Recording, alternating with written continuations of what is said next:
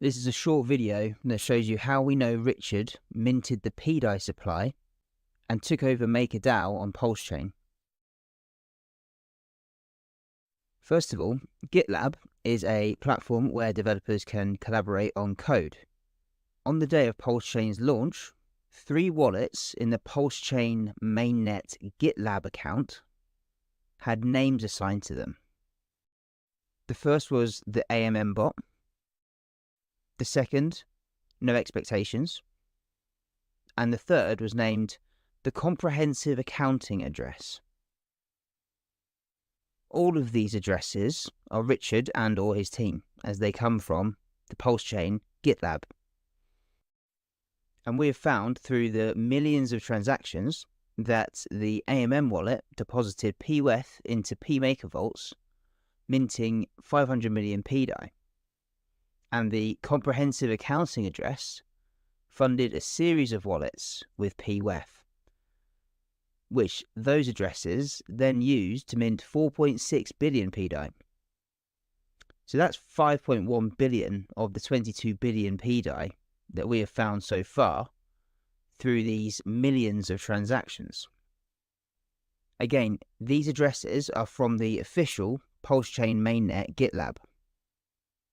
It's conclusive. Richard minted the pDAI supply.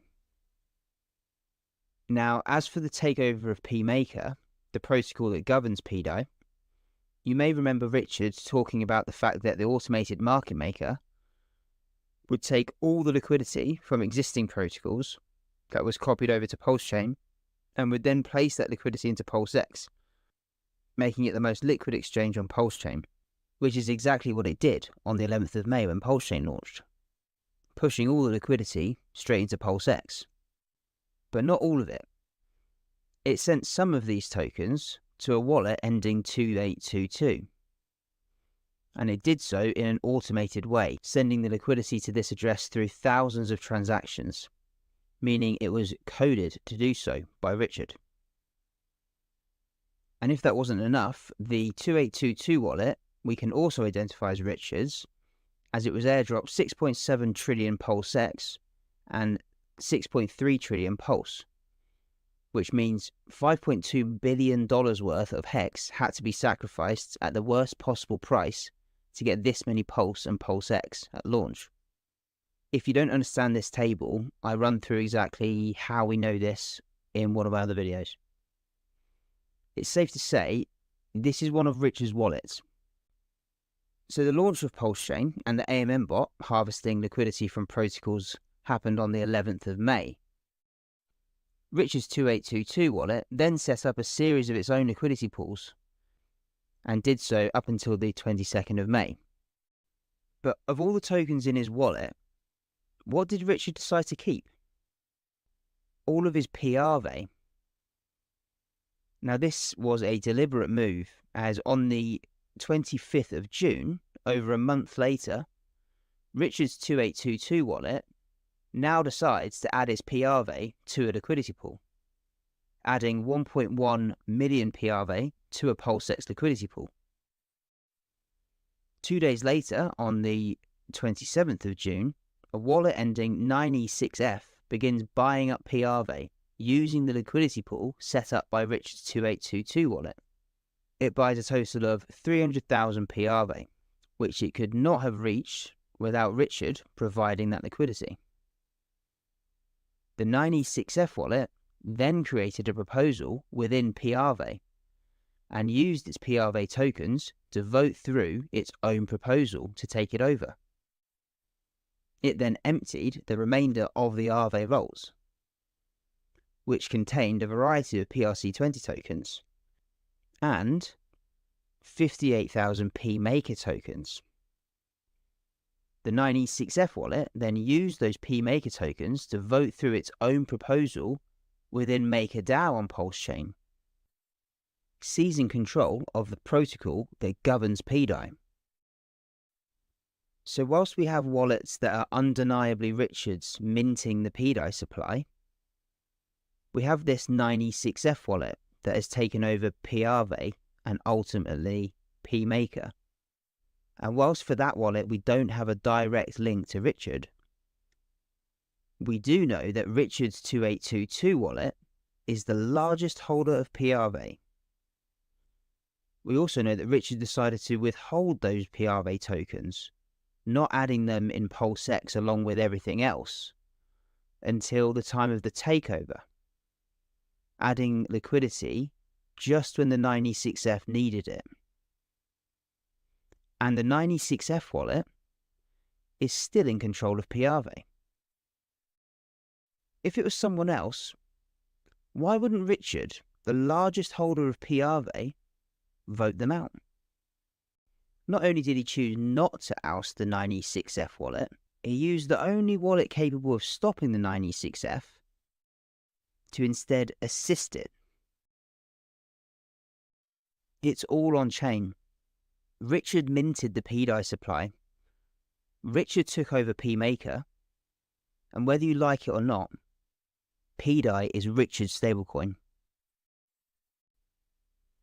The pDAI community are preparing to make contact and submit a proposal on pMaker that would result in the peg of pDAI.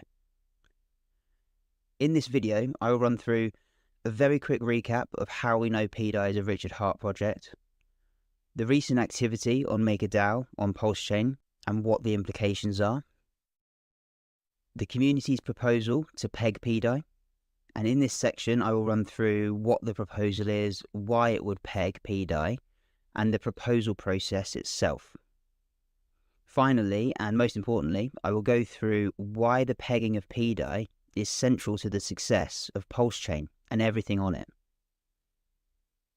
So first, the quick recap of how we know Richard is behind pDAI.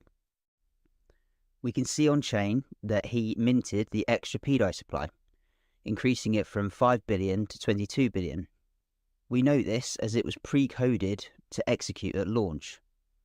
We tracked 2 addresses directly from the PulseChain GitLab, the code repository Richard's team used to develop PulseChain. And we saw that the AMM bot address minted at least 500 million pDAI, and the comprehensive accounting address minted at least 4.6 billion pDAI. That's 5.1 billion of the pDAI that we have directly accounted for, and that is through millions upon millions of transactions on chain through these addresses. Also, we can see on chain that Richard took over MakerDAO on PulseChain. We know a wallet ending 2822 is Richard's, as it received 6.7 trillion PulseX and 6.3 trillion Pulse at the time of PulseChain's launch. To have this much, this wallet would have had to sacrifice $5.1 billion worth of crypto, and at the worst possible price during the sacrifices. This is Richard's wallet. And we can see he used it to coordinate and assist in the takeover of MakerDAO on PulseChain. This is a flowchart of the steps that were taken to take over MakerDAO on PulseChain. I'm not going to spend time on this as I cover this in detail in my previous video, but Richard's wallet had the ability to block the eventual takeover of pMaker. But instead of blocking it, he used his holdings to enable it. If you want to understand more about this section, watch my previous video titled Richard's Stablecoin. There's been some really exciting developments recently on MakerDAO on PulseChain, but I don't think the majority of people have fully grasped the implications of what's been happening. The pDAI supply had been set at 22 billion for over a year, but on the 22nd of September, the supply began to increase. There was panic amongst the community, and people who were against pDAI were quick to come out and call it a scam. In a matter of days, the supply went from 22 billion to 22.8 billion. So what happened to cause this? Someone was taking out a flash loan from the balancer protocol. A flash loan is a loan that you can take out and then pay back within the same transaction. This is the transaction that was being carried out. Someone began by borrowing amounts of pUSDC, which was priced at 0.0018. They then were depositing the pUSDC into pMaker, minting pDAI, which at the time was priced nearly 70% higher at 0.0026. They were then taking that higher priced pDAI and swapping it for a larger amount of PUSDC than they had taken out as a loan. They used a portion of the PUSDC they now had to repay the flash loan they had taken out. All within the same transaction. This resulted in profit and increasing the price of PUSDC. And they did this until on the 25th of September, both pDAI and PUSDC were the same price. They pegged PUSDC to pDAI. And they've remained pegged ever since, with this process automatically triggering when there is a price difference. What does this tell us? Firstly, it tells us this is how Richard plans to peg the other P stables. pDAI will be backed by assets, which we will cover how later, but PUSDC and PUSDT will not have anything backing them. Instead, when they fall in price, this automated process will kick in and bring them back to the same price as pDAI. Now, I want to stress the importance of what we've just seen. For over a year, there was no change in the supply of pDAI. Now, the supply has increased. This was because Richard, who has control of PMaker, turned the minting function on. And it worked. It minted pDAI. Do you remember the main concern from people like HTP was that there was no working oracles on PMaker?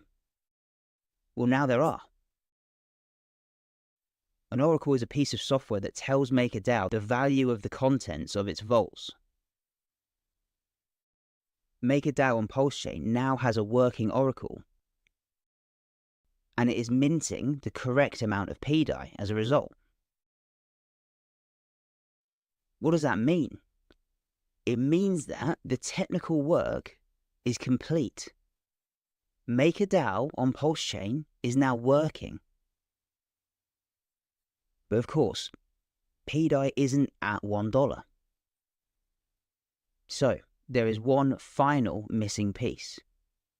And this is where we step in. The community's proposal to peg pDAI. Let's run through the proposal, the process for getting it implemented, and why it would achieve the peg. First, what do we need to peg pDAI? There's 22.8 billion pDAI in circulation. We need 150% worth of collateral in the vaults to peg pDAI to $1. That is $34 billion worth of crypto assets. Now, the way that MakerDAO works is if you wanted to mint DAI into existence, you would need to deposit 150% of collateral into a vault. So if you deposited $150 worth of crypto into a Maker vault, you would mint $100 worth of DAI. When someone mints DAI into existence, they open themselves a personal vault, meaning no one else can interact with that vault. If the user wanted, at a later date, they could redeem their DAI for the assets that they deposited. But their personal vault is only accessible to themselves. And this is how MakerDAO works. There are lots of individuals who open personal vaults, minting themselves DAI, and leaving crypto assets in those vaults. Now, the state of all those vaults are monitored by an overall accounting layer called the VAT. The VAT looks at all the personal vaults and calculates whether the amount of collateral in the vaults are worth 150% of the supply of DAI. It works as a simple if function. The VAT says, if the collateral in the personal vaults adds up to at least 150% of the supply of DAI that is in circulation, then DAI equals $1. And it's oracles that communicate this price throughout the market. An oracle within an automated market maker on exchanges, for example, will read from MakerDAO that the price is $1 and reflect it in the DAI within its liquidity pools. That is how DAI has worked for the past however many years. So what can change the price of DAI? Would selling pDAI once it's at $1 change its price?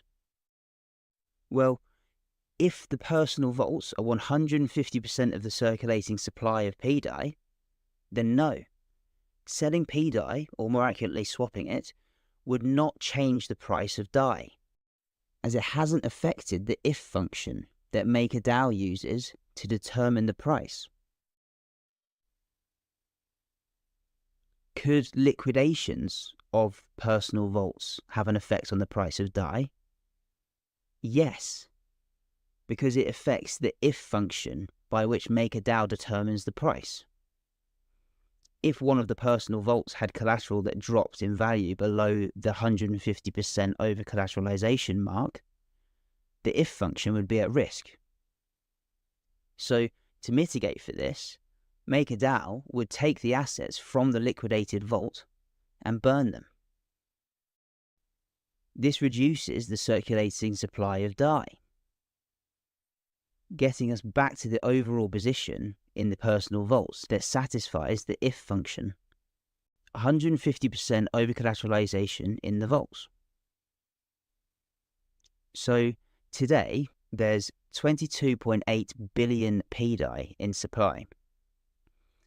That means we need $34 billion worth of collateral to satisfy PMaker's if function and be 150% over-collateralized. Where would we get that amount of crypto assets? The OA. The value of the OA bags at the time of this recording is $17 billion. That's 50% of the amount required, meaning we're only a 2x away in the core coins from a peg of pDAI being feasible. And Richard has control of the price of the OA bags. He already told us this. Price moves as a square. If you double the liquidity on one side of a pool, you 4x the price of the other asset. He says you can literally see me adding liquidity and the price of the core coins going up. He said this in March of this year, when he pumped the OA bags to a total value of $52 billion. So what is our proposal? Currently, the community are forking the front end of MakerDAO, so we have it on Pulse Chain, and we can interact with it. We will then create a proposal and submit it to Richard and the community for approval. The proposal will do two things. Add the ability for personal vaults to be opened for Hex, Pulse, and PulseX, and for there to be a pause on the pDAI minting functionality. This will allow Richard to move his OA bags into personal vaults on pMaker. And the pause on the minting function would mean that the pDAI supply would remain the same, whilst the collateral in the personal vaults would roll up into the VAT, satisfying the 150% minimum over-collateralization threshold, thereby completing the requirement for pMaker's if function, and therefore pegging pDAI to $1. We will follow the existing MakerDAO process for our proposal. First, there will be a poll. This poll is to ascertain whether there is support for our proposal amongst the community and Richard. This is a written proposal with no code yet developed for it. We will set a 2-week period for the poll, where it's live, where the community can add comments and vote to show their support for the proposal. And we are hoping that Richard and or his team provide comments that get us to where they want the code to be for the next stage for implementation. Should it pass, and the community have illustrated there is support for this proposal, we move on to an executive vote. The executive vote has code that is submitted and stored in a smart contract. Should the executive proposal be voted through, the smart contract automatically would implement the code held within the proposal. To achieve the peg, the OA would then need to move its bags into its own personal vaults on pMaker, with the minting function paused when they do so the supply remains the same. And that's the plan to peg pDAI. Why is pegging pDAI so important? What makes it central to the success of PulseChain and everything on it? Well, let's look at what happens once Richard collateralizes pMaker and the 22 billion of pDAI is worth $1. Remember, the supply distribution is roughly 5 billion pDAI in circulation. 5 billion has been copied over from Ethereum, and Richard has around 12 billion.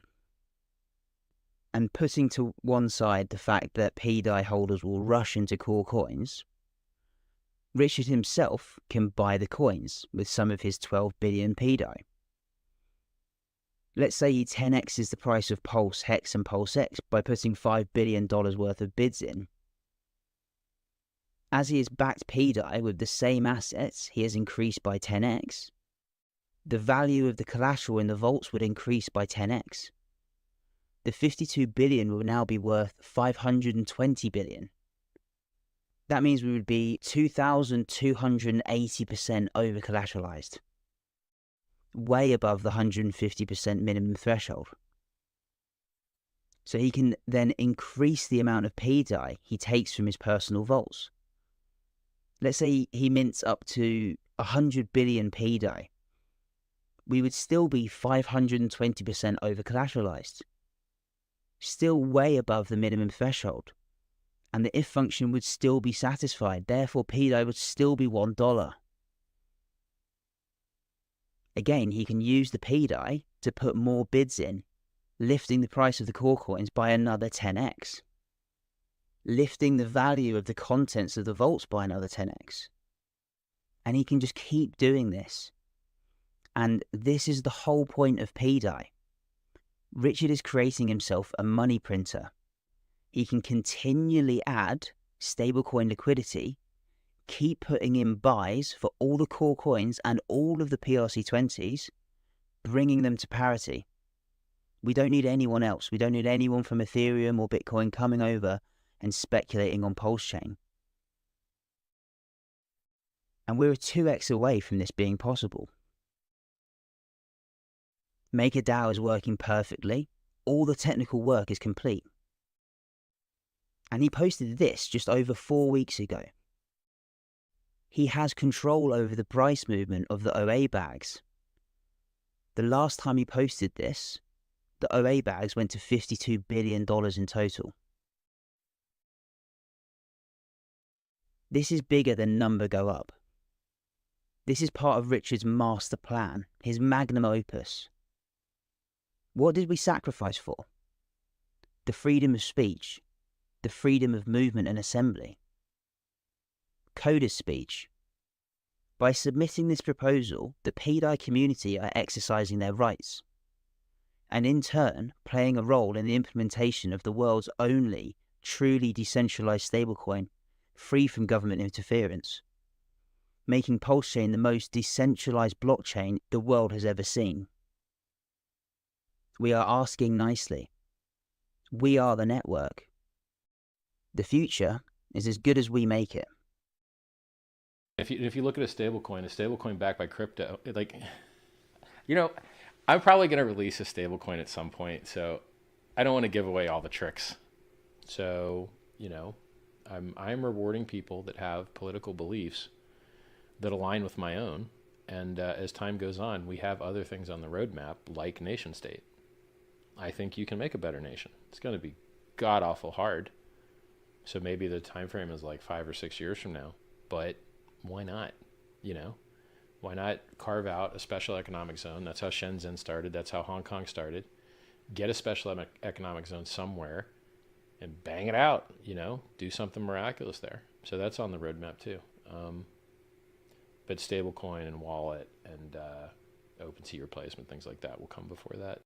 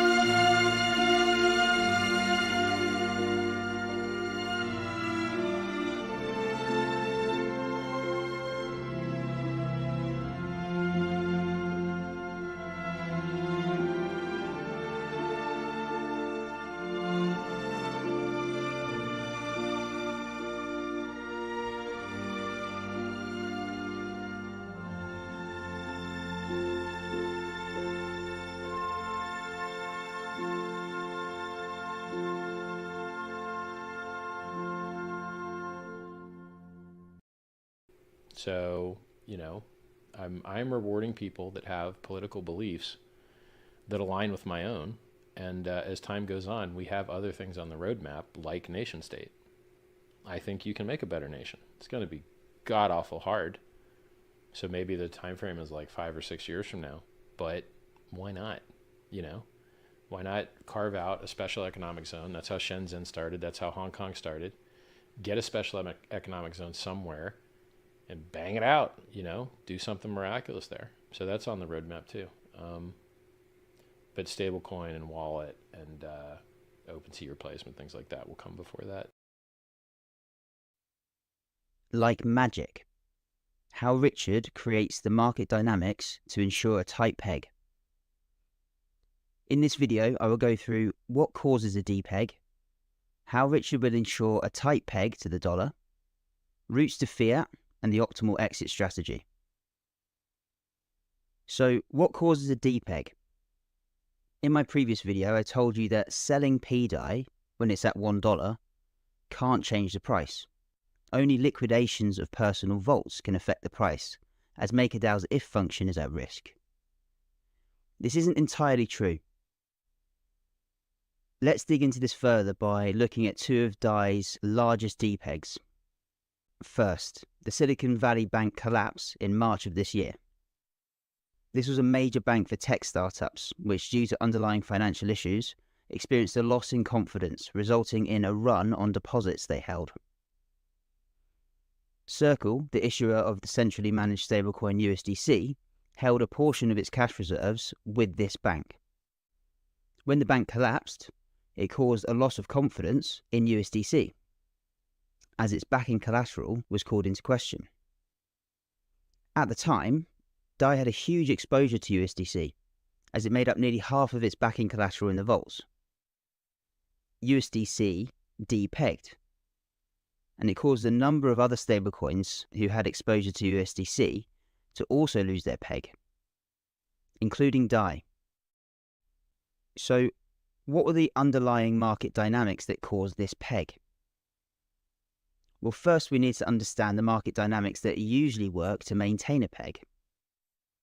When holders swap their DAI for other assets, it causes an imbalance in liquidity pools.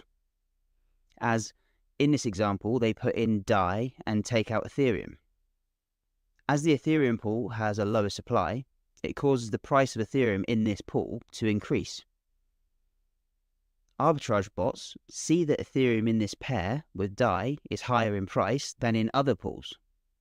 They then buy Ethereum at lower prices from other pools and sell it for the higher price in the DAI pool, making a profit whilst also balancing the pool. They essentially create counter demand. Arbitrage bots maintain balance in pools, refilling them when there is a price difference, allowing traders to continually use the same pool. If there's high volume and a high utilization rate, the utilization rate is simply a calculation of how much of a pool's assets are currently being used versus how much are sat idle. If there is both a high volume and a high utilization rate, it indicates there is high demand for this pool. And where there is demand, there is supply. Liquidity providers spot this and come over. They increase the overall size of both pools, earning fees for providing that liquidity. This causes the utilization rate of the pool to decrease, as there's now more liquidity in the pools and there's a lower percentage of it being used. This results in lower slippage when making a swap in this pool. So what happened to make DAI depeg? I told you it was due to a loss in confidence. Arbitrage bots stopped participating in the pools, deeming them too risky, leaving them unbalanced. Liquidity providers also chose to stop participating in these pools, leaving them thin. And it's this loss in confidence and this imbalance in the pools that caused the depeg. Because as we know, liquidity pools are governed by this equation, x times y equals k, where k equals constant.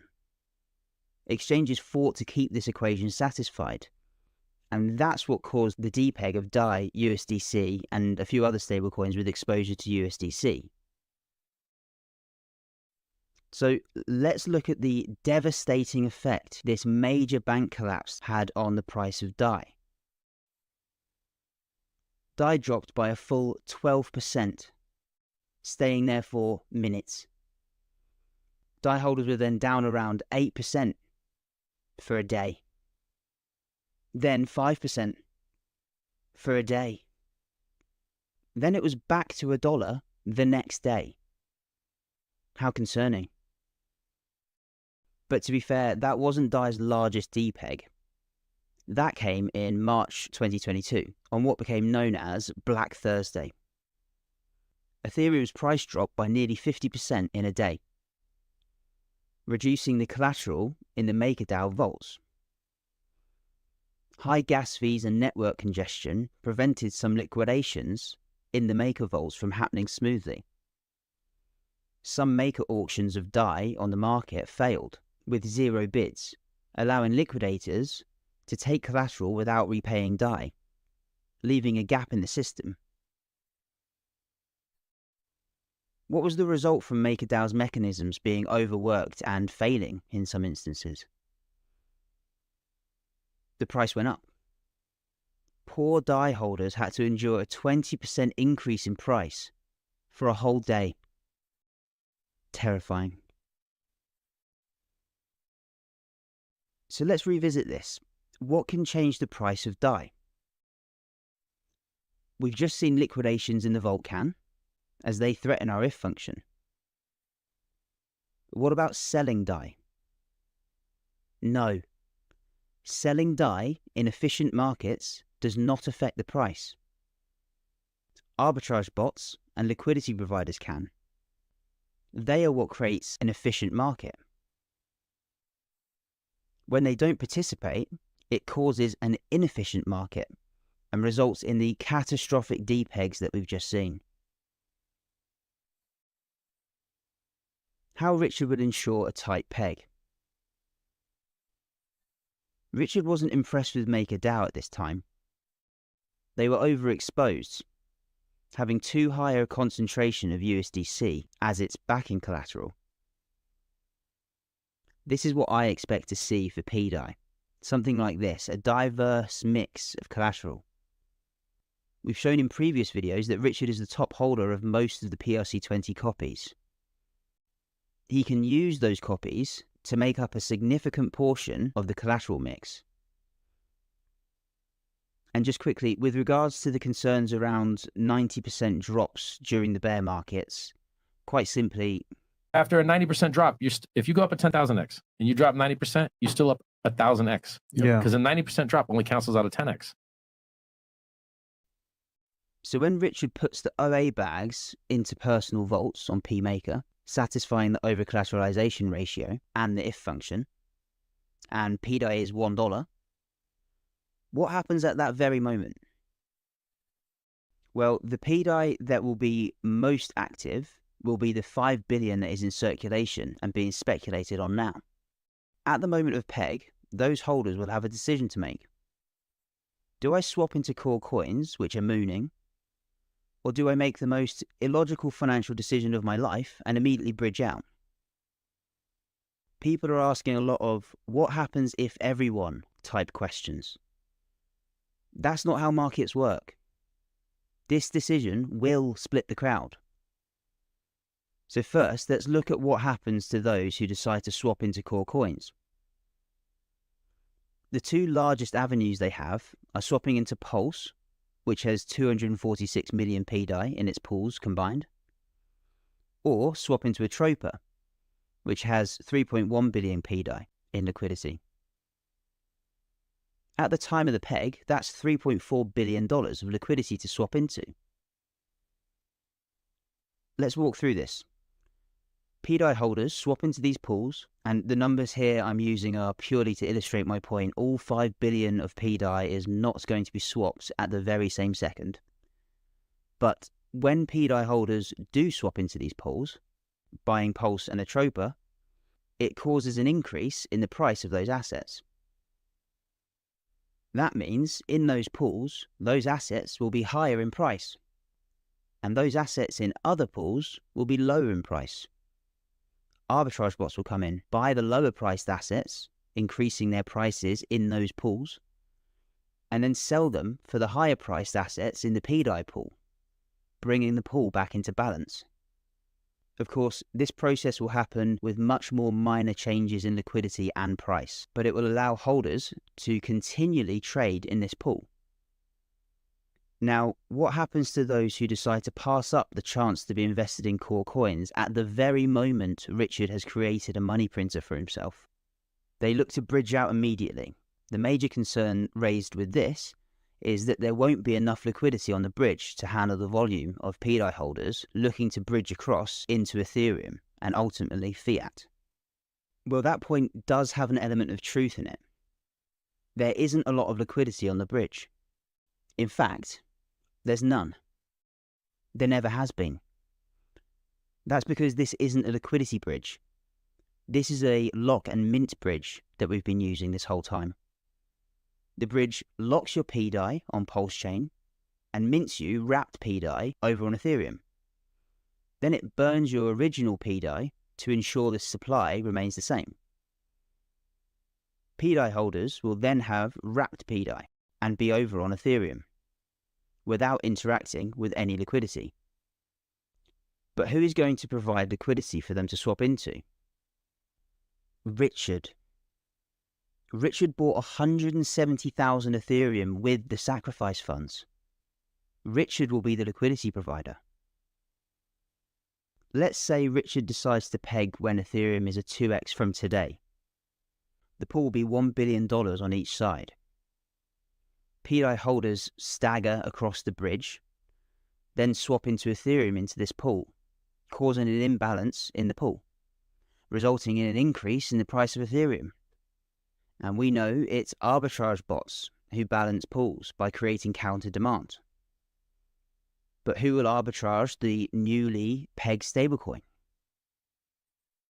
Richard. Richard will arbitrage pDAI with Ethereum. And for those who say that arbitrage alone won't be effective enough to maintain a peg, tell that to Richard. This is how effectively he arbitrages. So you see, the theory of pDAI pegging and maintaining its peg doesn't rely on magic. It relies on the novel use of existing decentralized financial technology. Richard will ensure a tight peg by providing collateral, liquidity, and arbitrage, ensuring efficient market dynamics. So no, selling pDAI will not affect its price. Routes to fiat and the optimal exit. If these two prerequisites are there, I predict insanity. And these two prerequisites would be a bridge to the Ethereum network. So if there's a bridge to the Ethereum network, so you can take ERC20s and bridge them over onto the Pulse network. Like Matic. Like Matic, yes. Okay. Then, and I've got a separate team already building this pancake swap fork, which would allow you to take your bridged in ERC20s and combine them with the free copies that you got on the Pulse network. You're getting half of the yield farming for free. And then you're backing the value of the stuff that you just got for free with your bridged in ERC20s. That's sick. I mean, I think that could be the largest yield farming thing that's ever existed, because when have you ever gotten half of this pair for free?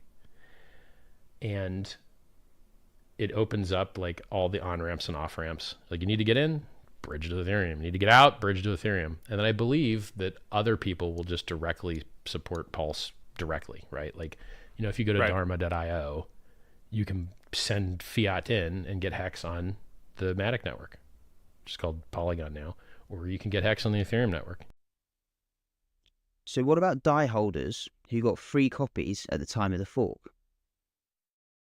Well, they too will have a decision to make. Do I stick around on this chain, which is mooning, that has all of my favorite tokens on at a massive discount and the transaction fees are minuscule? Or am I a total pussy and want to bridge out immediately? This decision will split the crowd. Never in the history of markets have 100% of the participants made the same decision. Let's look at what happens to those who decide they want to make lots of money. They are met with all the core coins mooning, as well as their favorite tokens from Ethereum, at an enormous discount.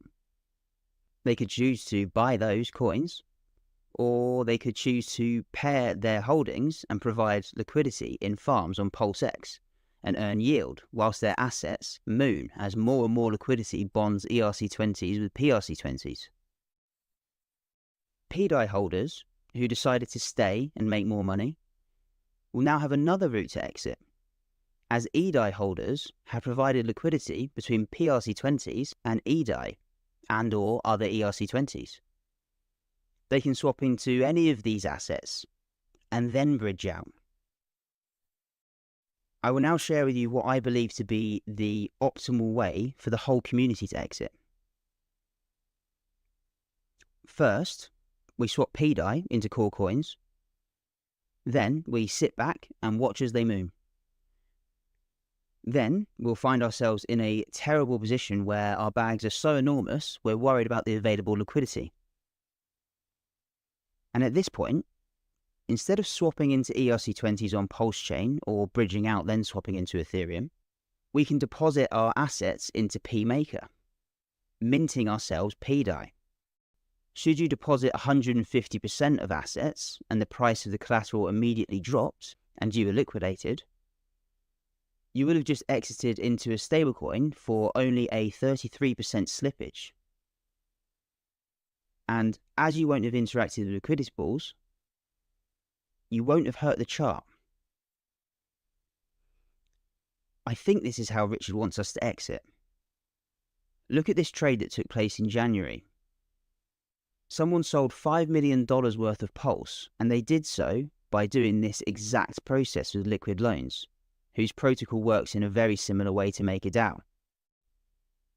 They liquidated themselves, exiting a large trade with minor slippage, whilst choosing not to hurt the Pulse chart. Was this Richard leaving us another breadcrumb? It always struck me as a strange trade for a whale to make in January whilst Pulse was at the lows.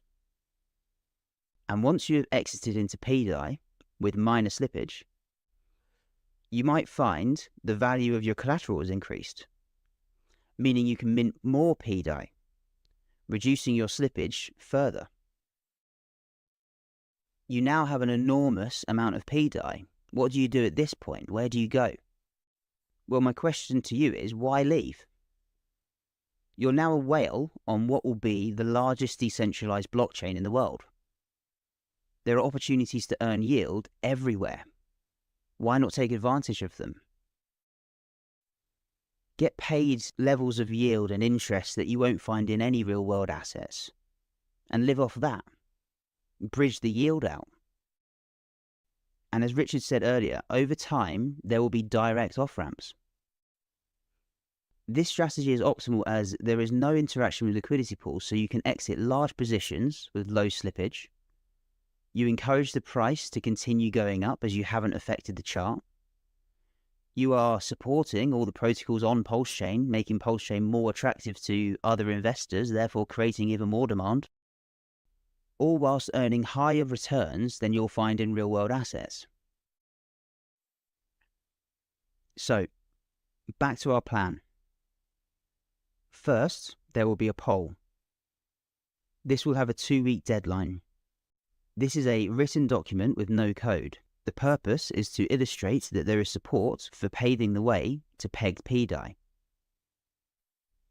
Should there be support for the poll, and in this time we hope we will have suggested to us the optimal code to implement from Richard or his team.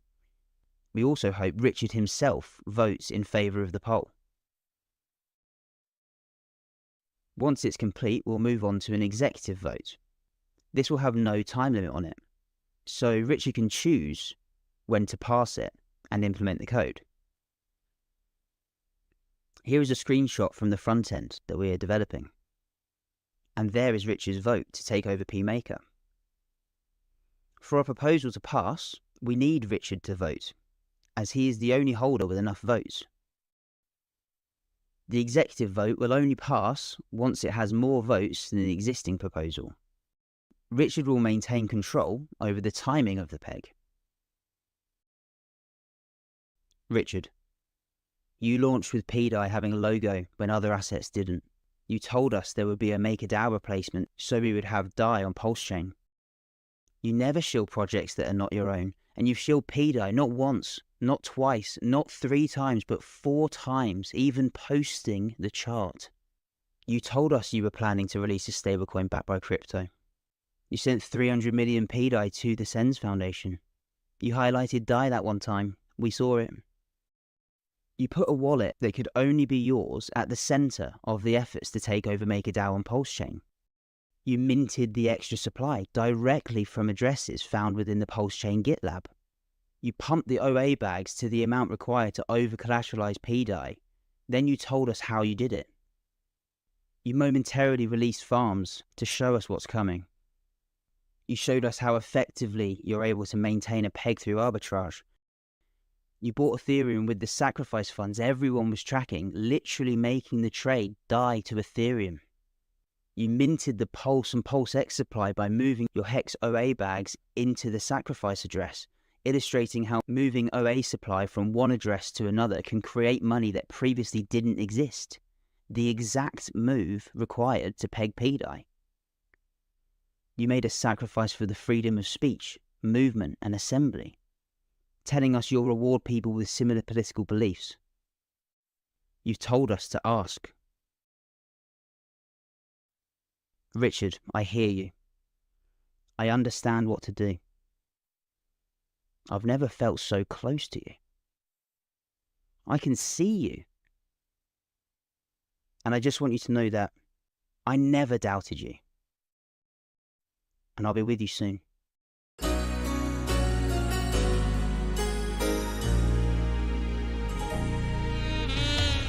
Now we're here together. Yesterday has passed. Life is just beginning. Close to you at last. And I promise to you I would always be there. I give my all to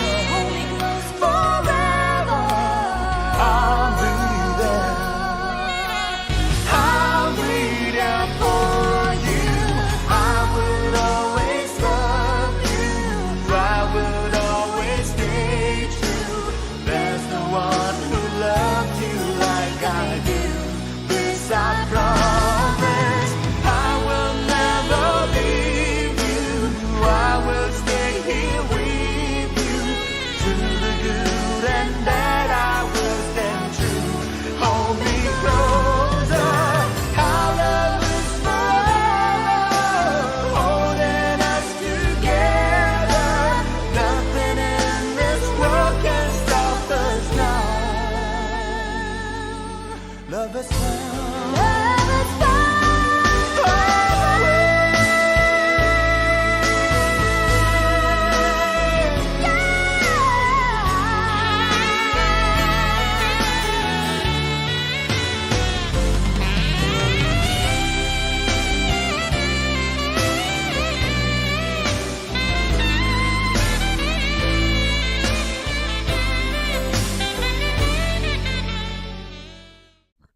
This is a quick video to clarify some points regarding the proposal. I asked for the community's thoughts around adding a troper as a collateral type. Those thoughts are welcome, but currently the counter-arguments are based on a long-standing belief about how the peg will work that we now know is incorrect. I'll go through why having additional collateral types doesn't affect the peg, the value in having a troper available, and the valid counter-arguments to including this in our proposal, so we can have an informed discussion based on correct information. We're all familiar with this image now, and I can see everyone is on the same page with Richard providing collateral using his OA bags, satisfying MakerDAO's if function and setting pDAI to $1. However, there's a clarification to make. It's been a long-standing belief that pDAI holders will be able to burn their pDAI and redeem for the underlying assets in the vaults. That's wrong. These are Richard's personal vaults. Only the person who has opened a personal vault and minted DAI can redeem their DAI for the collateral they deposited. But won't that mean MakerDAO will break, as we won't be able to redeem for collateral in the vaults, which is key functionality within MakerDAO's operations? Well, remember, Richard owns roughly half of the supply of pDAI, meaning this is the split of pDAI that would have been minted by a personal vault owner, Richard, and those who do not own a personal vault in pMaker, roughly 50%. So that's 50% of pDAI that will be redeemable. Is that a problem for the peg? No, because the current amount of DAI on Ethereum that is held by those who minted it in their own personal vault is even lower, at 30%. The majority of people who use DAI swap into it. They don't mint it themselves. These are Richard's personal vaults. You have no claim over them. You could open your own personal vault, deposit those same assets, Hex, Pulse, PulseX, and mint yourself pDAI.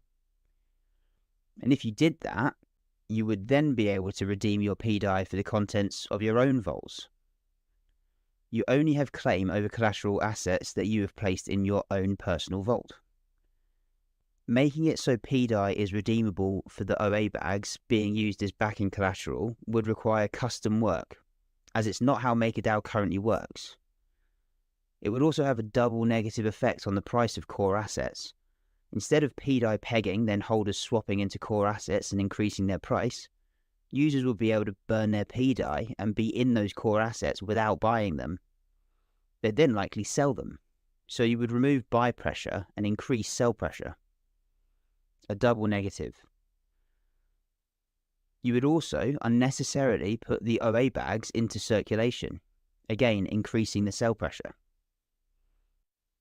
So it's that, or Richard will keep MakerDAO as it is, which has been proven successful for Maker. He could create high buy pressure on the Pulse ecosystem and keep the OA bags out of circulation.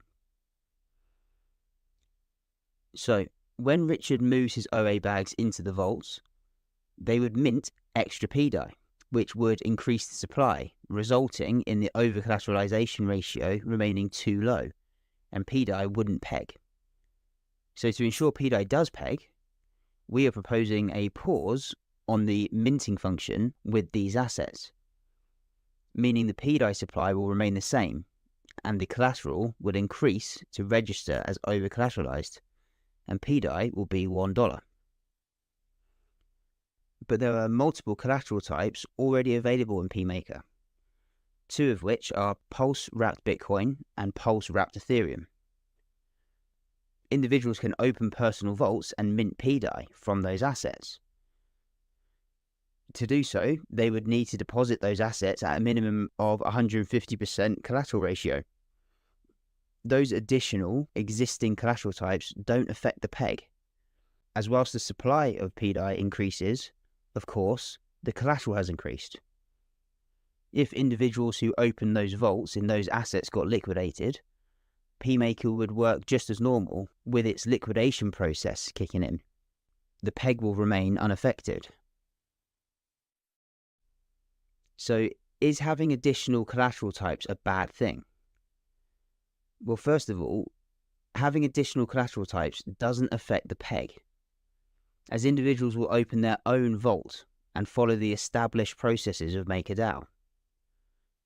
Secondly, it creates a diverse mix of collateral, which is beneficial so there isn't over-dependence on any one asset. One of pDAI's disastrous DPEGs, which averaged a 6% lower price for 2 days, was the result of having nearly half of its collateral in one asset, USDC. Finally, it also creates additional buying power, which brings us onto the value in having a Troper available as a collateral type. Just how pulse-wrapped Bitcoin and pulse-wrapped Ethereum already exist as options to mint pDAI, a Troper could be added. A Troper has by far the largest liquidity pool with pDAI, by billions of dollars. It's over 23 times larger than its next pool. It's the best route into another coin at the time of the peg. If a Troper was an accepted collateral type, pDAI holders would easily be able to swap into a Troper at the time of the peg, then mint themselves more pDAI. This is an example looking at the collective impact this would have. $2 billion worth of a Troper would mint roughly 1.3 billion pDAI, which we could then use to buy more Troper and core coins, increasing the price of those assets, which would increase the value of the collateral in the vaults, meaning more pDAI can be minted, which could then be used to buy more of those assets, which would increase their price and therefore the value of the collateral in the vaults. And we can keep doing this. So you see, adding a Troper, due to how large the liquidity pool is, would provide the community with their own money printer.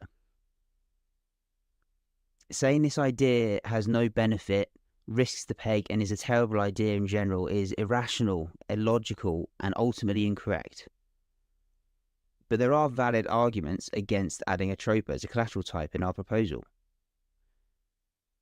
The main two that are the most compelling to me are, if Richard wants us to have this ability at the time of the peg, he'll add it. He doesn't need our proposal to do anything. Ultimately, we're speculating that the community putting forward a proposal to peg is part of what he would like to complete this beautiful plan in true decentralized fashion.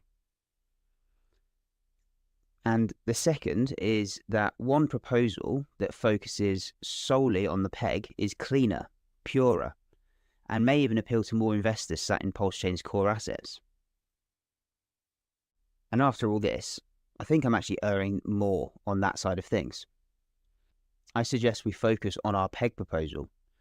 If Richard does want us to have this ability, he will just add it. I think it's been a good discussion that's led to us understanding MakerDAO further, as well as realizing the opportunities to leverage the vaults post-peg. And we are ever closer to the peg. Today, I got onto the private testnet of pMaker, and it's looking good. There's still work to be done, and we don't want to give a timeline yet as we keep running into things. But it's not far away now. Soon, we make history and play our part in establishing the world's only truly decentralized currency. Today, we make history. MakerDAO on PulseChain is live, and you can now cast your vote to peg pDAI. This is the team that brings you MakerDAO on PulseChain. And a special thanks goes out to Conenstein, who has done all of the technical work on the front end. The proposal will allow Richard to add the OA bags of Hex, Pulse, and PulseX into personal vaults. We're adding them as a collateral type. There will also be a pause on the minting function for a period of 10 days, which will keep the supply of pDAI the same and allow the over-collateralization to roll up into the overall accounting layer called the VAT, resulting in the peg of pDAI. At the time of recording, the OA bags are currently $24.9 billion in total. Today, that would mean pDAI is 108% over-collateralized, meaning we're only 42% away from the minimum threshold, and the OA having the ability to peg pDAI. This is the process we've now begun. We are currently in the polling stage. This stage is to gauge the support of the community for the proposal to peg pDAI. There is a 2-week deadline, and a minimum of 150 pmaker votes need to be cast within that deadline for the poll to be successful. When that minimum is reached, we still go through to the end of the 2-week deadline before the poll closes.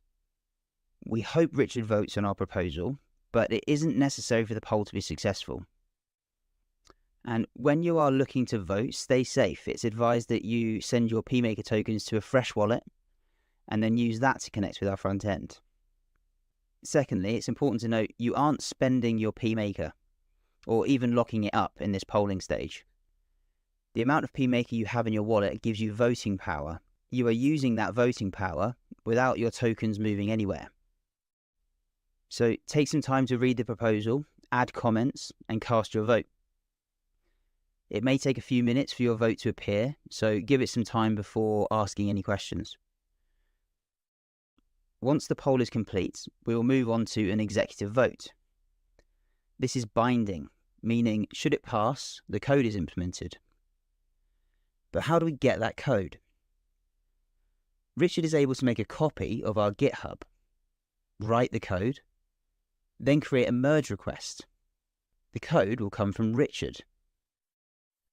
And as there is no time limit on executive votes, he will also decide the timing, as the only way for an executive vote to pass is for it to exceed the number of votes of the highest voted proposal, which was Richard's to take over Maker.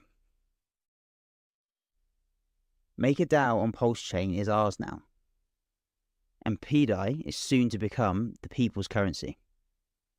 Get voting.